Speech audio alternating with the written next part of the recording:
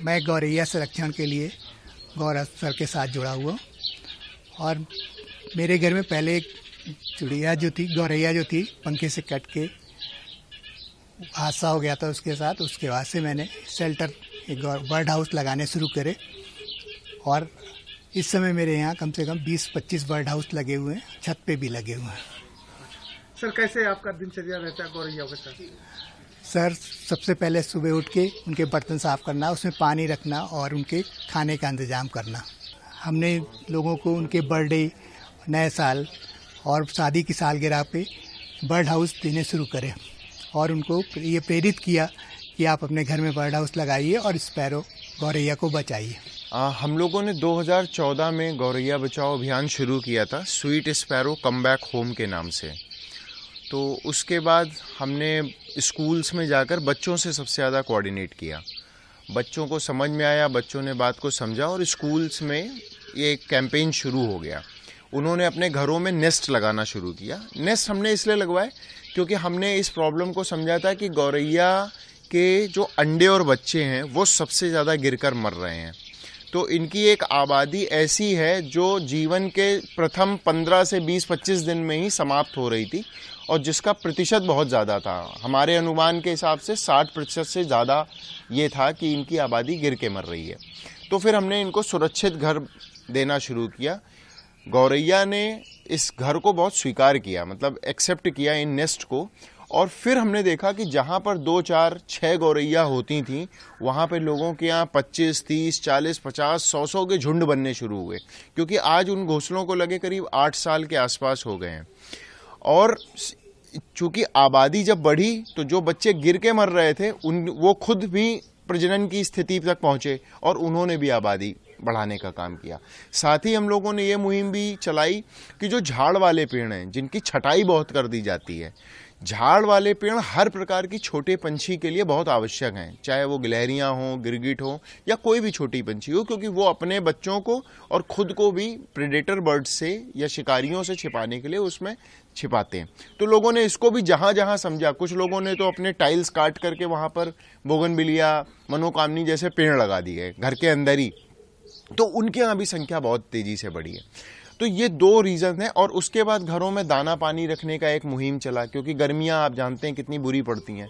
पंछियों के पास अब कोई नदी नाले, वो इससे पोखर तो बचे नहीं हैं। पहले कुछ नालियाँ होती थी तो वो भी अब ढकी हुई हर जगह कवर्ड है पूरी तरह।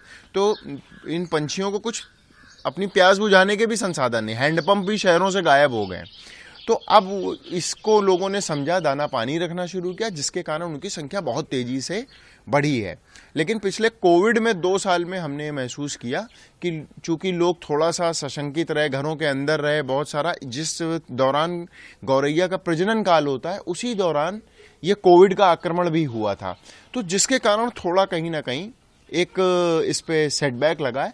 लेकिन फिर भी लोग उससे जुड़े हुए हैं। अब तो लोग घरों में खुद घोंसले बना रहे हैं, ऑनलाइन खरीद रहे हैं, हम लोग प्रोवाइड करा रहे हैं। तो उस लिहाज से अगर हम कैलकुलेट करें 2014 से 2023, यानी हम लोग 9 साल पूरे कर चुके हैं।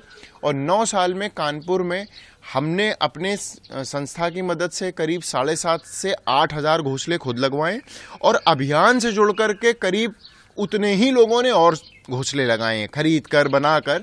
तो कुल मिला के कानपुर शहर में पिछले 9 सालों में 15,000 से ज़्यादा घोंसले लग चुके हैं, जिसके कारण एक पर्याप्त मात्रा में गौरैया की उपलब्धता बढ़ी है। और हमारा अपना जो कैलकुलेशन है कि एडिशनल गौरैया जो इन घोंसलों के कारण बढ़ी है वो करीब 1.25 लाख के आसपास पूरे कानपुर में बढ़ी है, चाहे वो कृत्रिम घोंसलों के माध्यम से हो या किसी भी तरीके से। क्योंकि हमारे जैसे आपने अभी उनका प्रकाश जी का ही इंटरव्यू किया, तो इनके एक घोंसले से 1 साल में करीब 26 बच्चे निकले थे। तो यानी एक पेयर जाता था, दूसरा पेयर आता था, एक पेयर जा रहा था, दूसरा पेयर आ रहा था, और उसके 1 महीने के अंदर बच्चे 3-4 हो जाते हैं।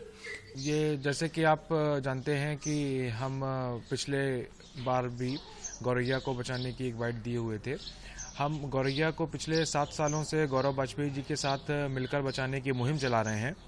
जिसमें मैंने खुद पे अपने घर पे पहले घोंसले 1 लगाया, फिर 2 लगाया, अब धीरे धीरे 15-20 घोंसले मैंने खुद के घर पे लगाए, जिससे हर वर्ष 40 गौरैया मतलब संरक्षित होती हैं और वो प्रकृति में वापस जाती हैं। तो इस मुहिम को हमारी देखकर अन्य हमारे गली मोहल्ले के लोग प्रेरित हुए।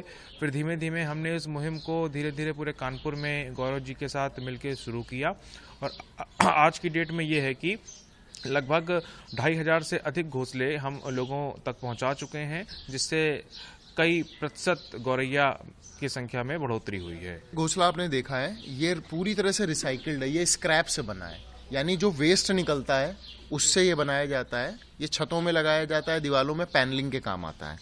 रही बात लकड़ी के घोंसले की, तो इसको अंदर करीब 25 स्क्वायर इंच से 36 स्क्वायर इंच की जगह चिड़िया को चाहिए होती है। इसमें हमने 2 मजबूत क्लैंप लगाए हैं ताकि फिक्स हो, लटके नहीं। इसमें करीब 1.5 इंच का एक होल चाहिए होता है, ज़्यादा बड़ा नहीं, ताकि प्रेडेटर बर्ड जो शिकारी पंछी हैं वो इसके अंदर ना जा सके। अंडे और बच्चे कैसे बचते हैं कि जब चिड़िया इसके अंदर बच्चे दे देती है, अंडे दे देती है, तो बच्चे और अंडे तब तक बाहर आ ही नहीं पाते, बच्चे तब तक बाहर आ ही नहीं पाते जब तक वो बड़े उड़ने लायक नहीं हो जाते, जिसके कारण जो मरते थे वो गिर करके वो नहीं हो पा रहा है, जिससे इनकी संख्या बहुत तेजी से बढ़ती है।